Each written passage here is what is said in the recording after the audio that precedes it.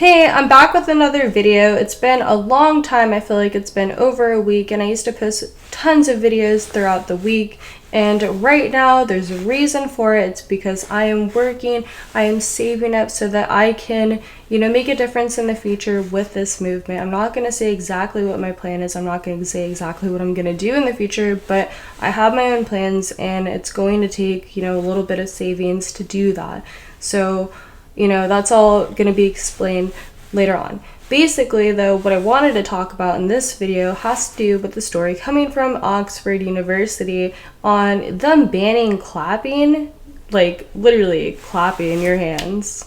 Now, the reason why this university is banning clapping to begin with is because they said that it's triggering students. If they hear anything loud, a loud sound, that all of a sudden they'll become triggered. Oh my god, don't have your music too loud in your car. Don't hear like a siren on the road. Don't go to a concert for sure, especially a music festival, and don't go in the front. Like, what is this? What is happening to our world where we can't even clap at school? I don't go to university right now.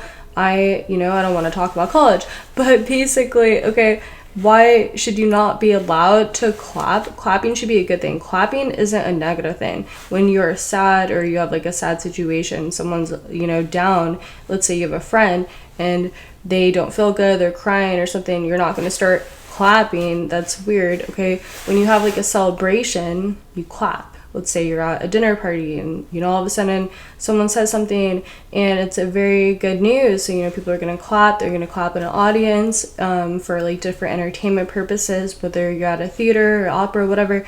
Okay, people clap. They clap at sporting events. It is shown that when you're clapping, you're excited, you're having a good time. It's, a good thing. This isn't negative. How does clapping scare anybody or make them feel triggered? That's ridiculous. Nobody feels triggered when they hear clapping. Maybe some people, but that's very rare, and that's, completely ridiculous. First, they start doing like meatless Mondays in schools. I'm not sure if this is even in a college, but they ended up doing to, public schools in New York and everything like that. So that's one step with our education system going wrong, making nobody have a choice on what they can even eat. And I'm sure that a lot of people are happy about that. Sure, yeah, we have vegans, we have vegetarians and all that, and that's a good thing. Good for them.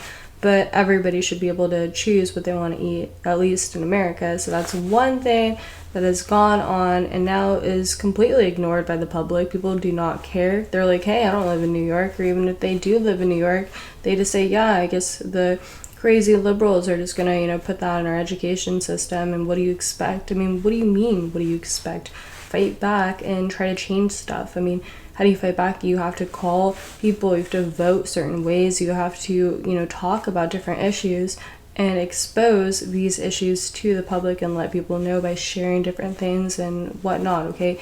Information has to be shared so that people are able to deal with that properly and make a change, okay? That's one thing. But going back to clapping though, and while I'm talking to you right now, if I'm not looking directly at the camera, I am reading stuff. I do not have a script, so I kind of talk about, different stuff while I am looking at articles and data and everything, and I don't, whatever, okay?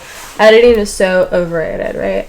So basically, Oxford University, they're against clapping, but clapping actually improves overall heart health and improves blood pressure, blood circulation of various organs. It's also improved by regular clapping. So, that actually helps you out when you're moving your arms, when you're doing that.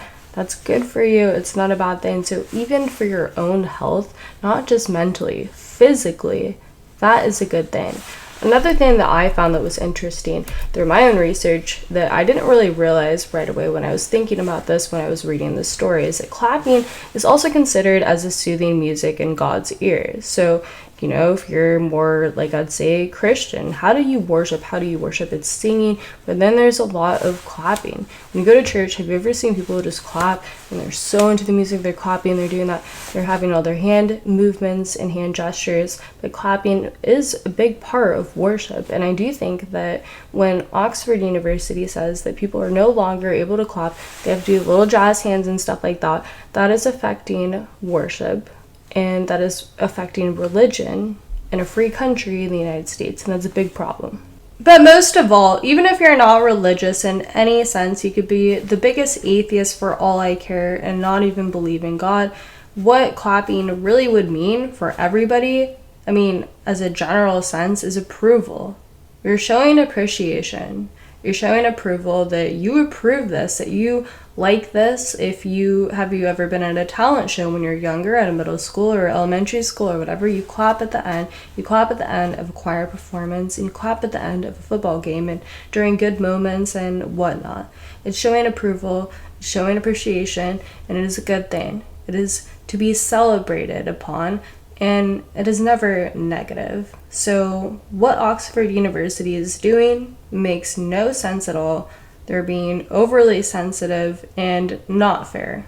Let's say you're a student at Oxford University and you have to stay on the university, you have to live there or something, you have to live in a dorm, and all of a sudden you turn up your music, you're trying to pray, and you're by yourself and you want to worship. You should be able to do that. If you want to clap, you should be able to do that, because I don't know, it's a free country, but I guess not, because they're going to ban simple things like even like this and say that this is a hateful symbol and this is the OK sign. The ADL is going to say that this is so hateful, so racist. Like, no, this is so stupid that we're even letting this happen in the future. Why do we have a water gun emoji instead of a regular gun on our Apple products and like our phones and everything like that?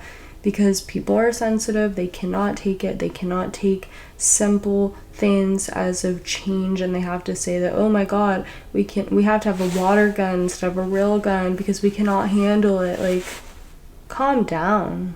Little does everybody know, the squirt gun emoji actually hides a big political statement showing that really it's about gun control. It is about gun control from day one since 2016 when it originally happened. What's interesting is that right after 2016, we all know that Trump got elected, and this is also when they started using little emojis against us, saying that, yeah, we're gonna ban the whole, gun pistol emoji and make this the squirt gun emoji. That's when things, I think, started getting really weird, really wonky, really upside down, and what we all call the clown world nowadays.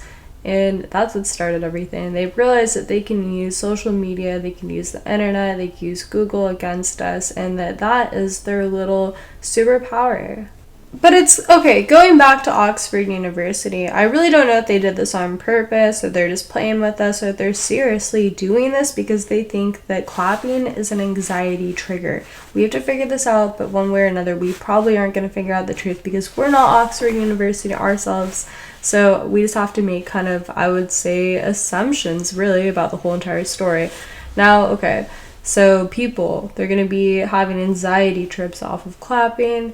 Yeah, but you could also say, okay, don't you have like fire drills or whatever? Like, I don't know, like I know that high schools do, like colleges. I've never been in a fire drill at my college. I've never seen it happen, but I would assume that possibly they might have something similar. They might have like an alarm go off or beeping. You have some sort of beeping. If you go and you're driving away from your college and all of a sudden you hear like, sirens and stuff, are you going to freak out? Or are you going to slam your brakes and crash into a tree because you can't handle the sound and the pressure of loud noises and everything? Like, if you can't handle loud noises, welcome to the real world. The real world is a little bit loud outside sometimes when things are going on. Things are going to transpire and you can't control that. You can't control sound. Sometimes when I hear my neighbor, they have their lawnmower going off, and I can't control that sound. Therefore, you're not going to be able to control sounds that you don't like. You can't. I know that you want to, but you can't. There's some things in life you can't control. You can never control all the bad, negative, different things in life. There are negative smells, there are negative sights, there are negative things that happen. There's cold weather, there's weather, you get rained on. You have to go through a lot.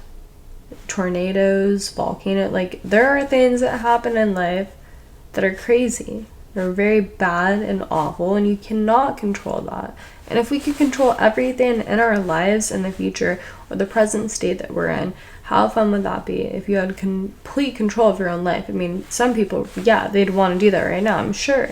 But if you think about it, you don't want to be in complete control of your life, because then that's not fun. You don't know like what's gonna happen next. That's a fun thing about life, and not knowing the future. But if you knew everything that was gonna happen, everything that was gonna transpire, that's no fun. Basically, to sum things up, we should just not be so sensitive when it has to come to our universities and our students. We should let them do a little bit more that they want to do, still be strict, and it's going to be a learning process, but not be, completely getting rid of stuff like clapping or getting rid of, arguments, debating, and everything else like that.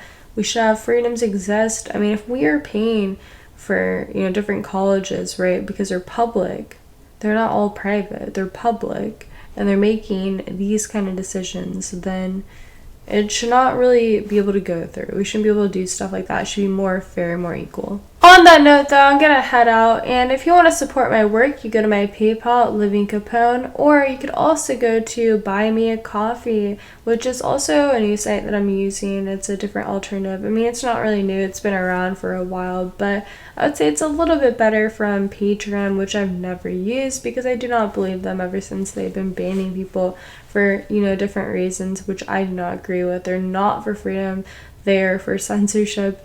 So why even support? I've been on Subscribestar as well. You can go to Subscribestar at Living Capone, and that's just a different way to support me. I don't want to talk about that and be like crazy about like promoting that kind of stuff, but it really is important for people like me and other people that are, very similar and produce the same kind of content, because YouTube, let's be honest, they're trying to shut down people like me, smaller creators, bigger creators, everything like that, because they don't like what we're saying and when we call them out for what they're doing.